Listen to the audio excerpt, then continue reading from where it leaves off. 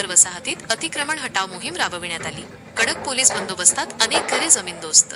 पुनर्वसनाशिवाय कारवाई, बेघरांना घरे योजनेवर प्रश्नचिन्ह निर्माण होत आहे। जायकवाडी प्रकल्पाच्या उत्तर वसाहतीत आज पाटबंधारे विभागाने मोठी अतिक्रमण हटाव मोहीम राबवली। पक्की आणि कच्ची अशी अनेक घरे जेसीबीच्या साह्याने पाडण्यात आली।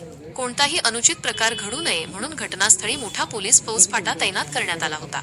रहिवाशांना पूर्वी नोटिसा देऊनही जागा न खाली केल्याने कारवाई अपरिहार्य ठरल्याचे प्रशासनाचे म्हणणे आहे। या अचानक कारवाईमुळे हातावर पोट असणारी अनेक कुटुंबे उघड्यावर आली। घरातील सामान रस्त्यावर विखुरले। महिलांचा आणि मुलांचा आक्रोश पाहायला मिळाला। पुनर्वसनाची कोणतीही व्यवस्था न केल्याने नागरिक संतप्त असून बेघरांना घरे योजना फक्त कागदावरच आहे का, असा सवाल उपस्थित केला जात आहे। सध्या बेघर झालेल्या कुटुंबांच्या पुनर्वसनाचा प्रश्न अनुत्तरित असून प्रशासनाच्या पुढील भूमिकेकडे सर्वांचे लक्ष लागले आहे।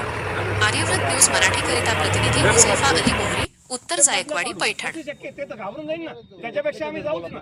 नाही बोलत नाही यार भैया।